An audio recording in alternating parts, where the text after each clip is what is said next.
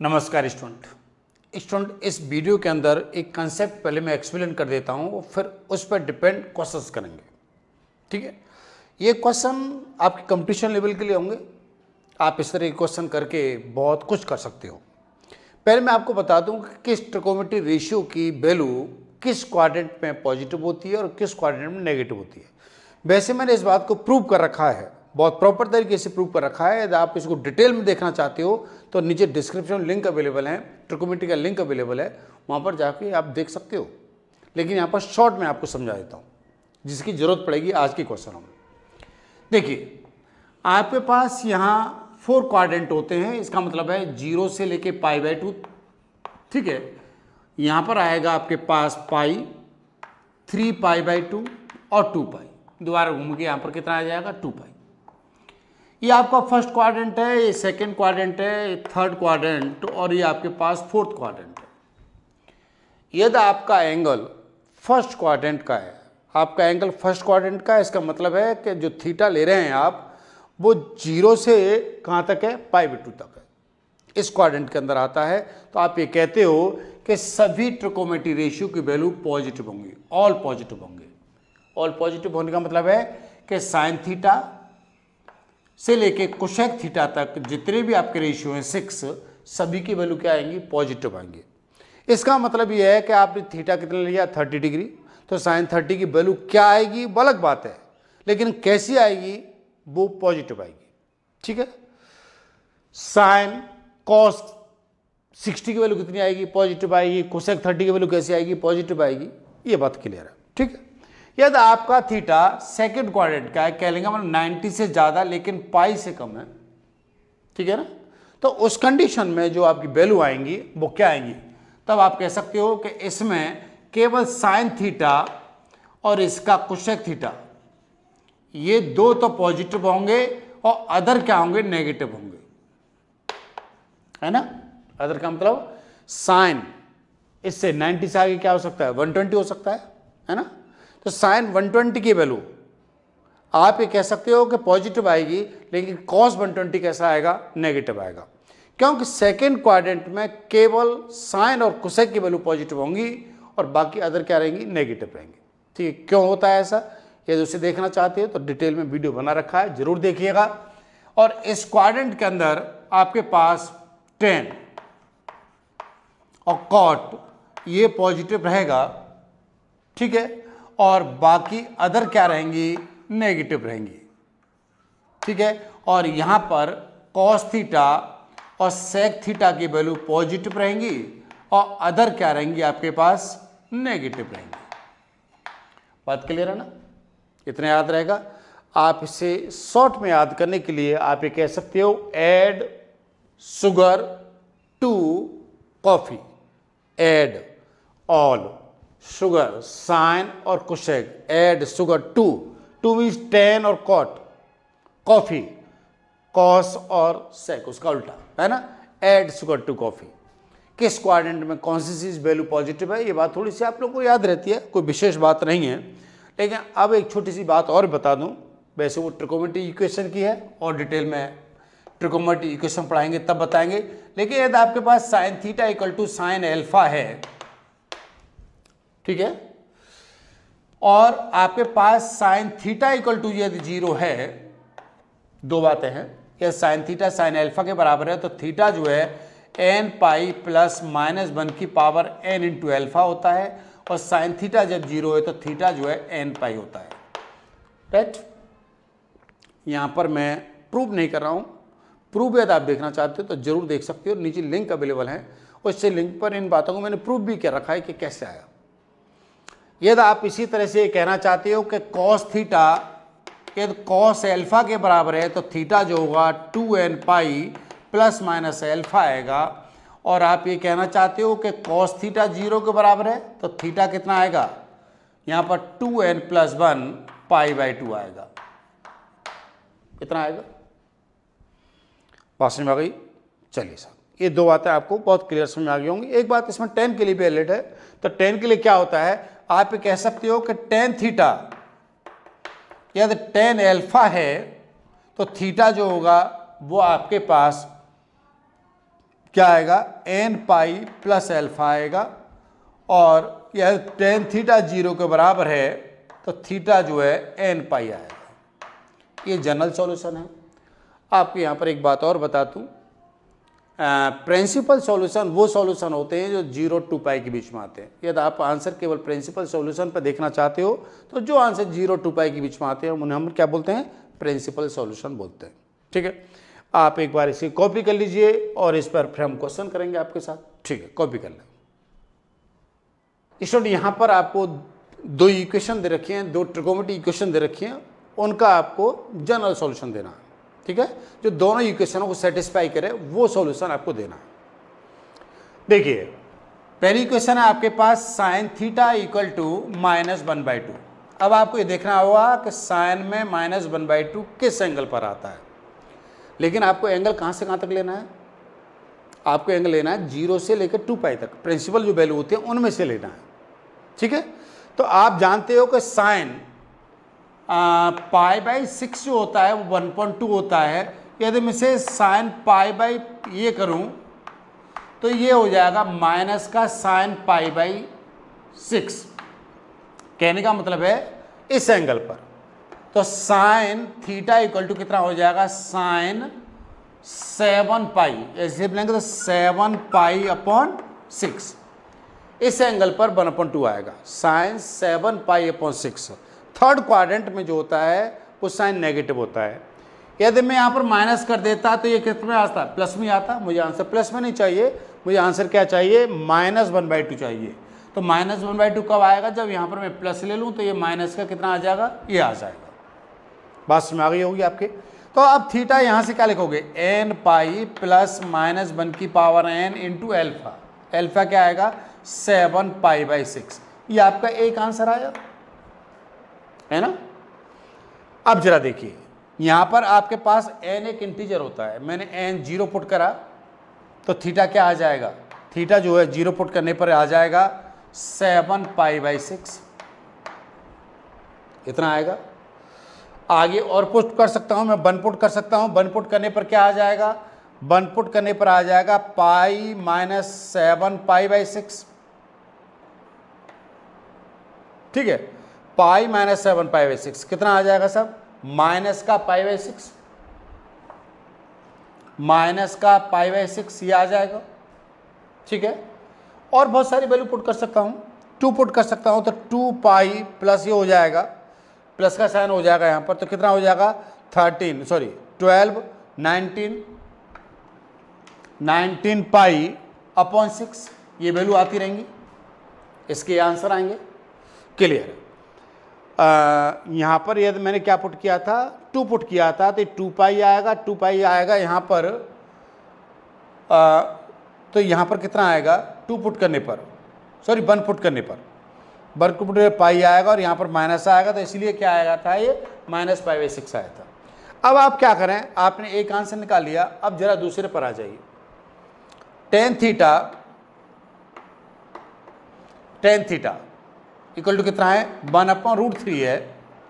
तो tan theta equal to आप क्या कह सकते हो, टेन थीटा इक्वल टू ये कह सकते हो कि टेन किस पर होता है, 30 डिग्री पर, π/6 पर।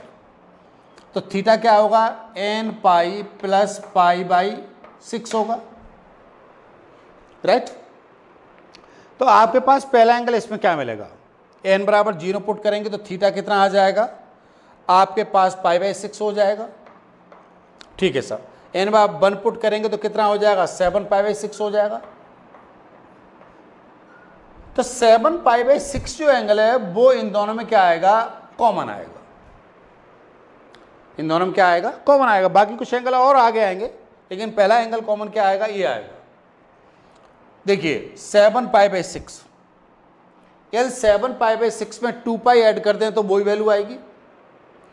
आप ये बहुत अच्छी तरह से जानते हो कि हमारे पास कोई एंगल यहाँ पर 30 डिग्री है और साइन 30 की वैल्यू 1/2 है, और साइन 30 की वैल्यू 1/2 है और उसमें हम 2 पाई भी ऐड कर दें तो भी कितनी वैल्यू आएगी, क्योंकि sine 2 pi plus theta, 2 pi plus theta पर वैल्यू क्या होती है, ऑलवेज साइन थीटा होती है।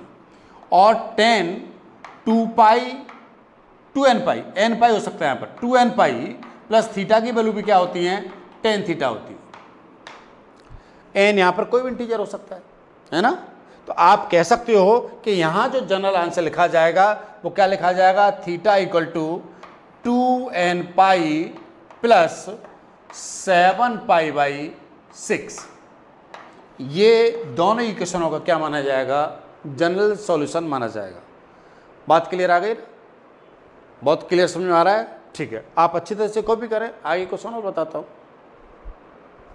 यहाँ पर एक बहुत छोटी सी बात आपसे पूछ रहा है, वो कह रहा है क्या ये एंगल अल्फा इस फॉर्मूले में लिखा हुआ है और ये एंगल बीटा इस फॉर्मूले में लिखा हुआ है, क्या ये सेम है। देखिए एक समझदार स्टूडेंट इस तरह के रिजल्ट्स को याद रख लेता है। यदि आप इस तरह के कुछ रिजल्ट्स याद रख लेते हैं तो आपको एमसीक्यू को सॉल्व करने में ज़्यादा परेशानी नहीं होती, आप सेकंडों में बातों को सॉल्व कर लेते हैं, ठीक है। ये थोड़ी टेक्निक्स होती है। आप ध्यान रखिए कोई एंगल इस फॉर्मूले में लिखा हो 2n प्लस 1 पाई बाई 2, ठीक है, या वो 2n pi plus pi by 2 plus minus a इस फॉर्मूले में लिखा हो, या अब इस फॉर्मूले में लिखा हो, बात क्या है, एक ही है। मैं प्रूव करके बता देता हूँ, दोनों का मीनिंग एक ही है। देखिए यहाँ पर आपके पास बीटा जो है वो क्या है, n पाई प्लस माइनस 1 की power n into pi by 2 minus a, बहुत यूज होता है चीज़। इतना आ गया। यहाँ पर आपके पास n इंटीजर है, तो n इंटीजर है, इसका मतलब है n इवन नंबर हो सकता है या ऑड नंबर हो सकता है। मान लेता हूँ n इवन नंबर है, लेट n इज इवन। जब इवन है तो आप n इक्वल टू 2 के लिख लो, तो बीटा क्या हो जाएगा, बीटा हो जाएगा 2k पाई। और देखो यहाँ पर जब आप इवन नंबर लगाओगे तो -1 की पावर इवन आएगी तो पॉजिटिव आएगा, तो यहाँ पॉजिटिव आ गया। यहाँ पर क्या हो जाएगा, पाई बाई 2 माइनस ए आ जाएगा, तो ये वैल्यू इतनी आ गई, ठीक है। दूसरी बात क्या हो सकता है कि n आपके पास क्या हो सकता है, ऑड हो सकता है, ऑड हो सकता है तो n क्या हो सकता है, 2k प्लस 1 हो सकता है, ठीक है जी।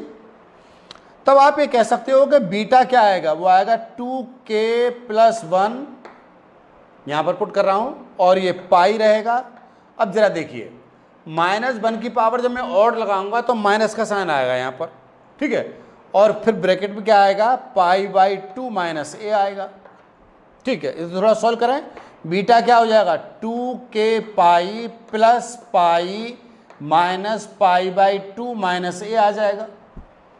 इन दोनों को सॉल्व करेंगे तो प्लस का पाई बाई 2 बचेगा, तो बीटा क्या हो जाएगा, 2k pi plus pi by 2 minus a आ जाएगा। ये आपका दूसरा रिजल्ट है। तो कहने का मतलब बीटा क्या हो सकता है, या बीटा इस फॉर्मेट में हो सकता है या बीटा इस फॉर्मेट में हो सकता है। तो ये दोनों चीज़ें तो एक सेम है, यहाँ से यहाँ तक देखो, ये नंबर और ये नंबर दोनों सेम है। यहाँ पर क्या आ रहा था, यहाँ पर आपका सॉरी ये माइनस है तो ये प्लस हो जाएगा, ये क्या हो जाएगा, प्लस। तो यहाँ पर क्या आ रहा है, प्लस आ रहा है, लेकिन यहाँ पर क्या आ रहा है, ये माइनस आ रहा है। तो आप ये कह सकते हो कि बीटा क्या होगा, बीटा जो होगा 2k pi pi by 2 plus minus क्या रहेगा, ए रहेगा। आप चाहो तो इसमें से पाई कॉमन ले लो, तो बीटा क्या रहेगा, 2k plus 1 pi by, pi common लिया खाली, तो पाई बाई 2 रहेगा, 1/2 रहेगा यहाँ पर, और प्लस माइनस क्या रहेगा, ए रहेगा, ठीक है। तो ये वैल्यू यहाँ पर k क्या ध्यान रखिएगा, k यहाँ पर एक इंटीजर है ना। तो ये चीज़ और ये चीज़ दोनों आपस में क्या है, बराबर है। यहाँ पर n के टर्म लिखा हुआ है, ध्यान रखना है, n यहाँ पर भी इंटीजर है और यहाँ k भी इंटीजर है। चाहो तो आप यहाँ पर n रख लो, बात एक ही है। तो आप समझ गए होंगे कि ये एंगल को इस फॉर्मेट में लिखा जाए या एंगल को इस फॉर्मेट में लिखा जाए, ये दोनों हमेशा सेम रहेंगे। अब ये बातें कहीं नोट कर ली जाएँ, दिमाग में रहें, ध्यान में रहें, तो हम एमसीक्यू क्वेश्चन को अच्छी तरह सॉल्व कर पाते हैं, राइट। आप एक बार कॉपी करिए, उसके बाद कुछ और डिस्कस करते हैं। बहुत एक छोटा सा क्वेश्चन है, टेक्निक और ट्रिक पता हो तो क्वेश्चन सेकंड में सॉल्व होता है, और जब टेक्निक और ट्रिक पता नहीं हो तो क्वेश्चन में हम फिर घूमते रहते हैं, है ना। तो टेक्निक और ट्रिक्स को जरूर याद रखिए। सबसे इंपॉर्टेंट बातें हैं कि इन बातों को याद रखना भी जरूरी होता है। कई बार ऐसा नहीं है कि ज़बरदस्ती क्वेश्चन नहीं सॉल्व हो जाएंगे, कई बार प्रैक्टिस भी बहुत ज़रूरी होती है। यहाँ पर आपको प्रूव करना है कि cot alpha into cot 2 alpha into cot 3 alpha and so on, cot ये है 2 पाई 2 पाई नहीं 2n है, सॉरी ये क्या है 2n माइनस 1 इंटू एल्फा। यहाँ पर 1 है, यहाँ 2 है, यहाँ 3 है और यहाँ पर क्या है 2n माइनस 1 इंटू एल्फा। ये क्वेश्चन कैसे सॉल्व होगा जरा देखिए। आप यहाँ पर इसे कॉट एल्फा ले लें और इसे ले लें कॉट, पेयर बना रहा हूँ मैं, 2n माइनस 1 इंटू एल्फा, इसका पेयर इसके साथ, ठीक है।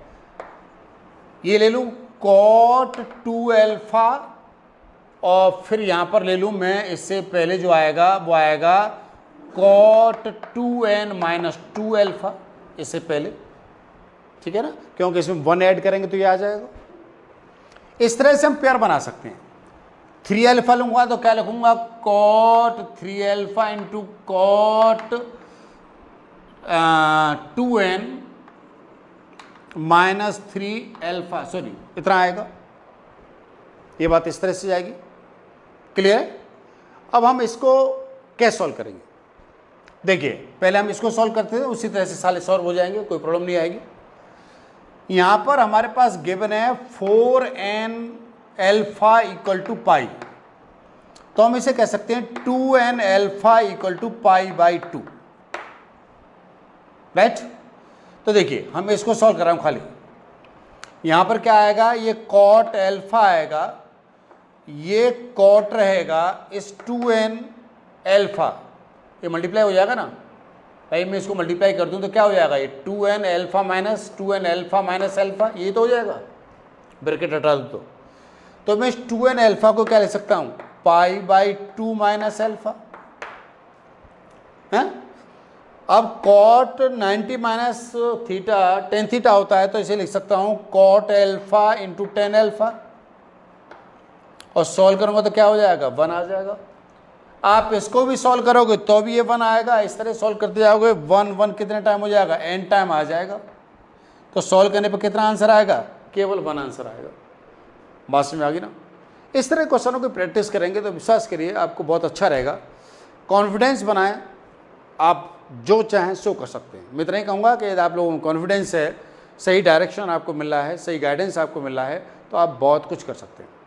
अपना ख्याल रखिए और मस्त रहिए। Thank you very much, thank you.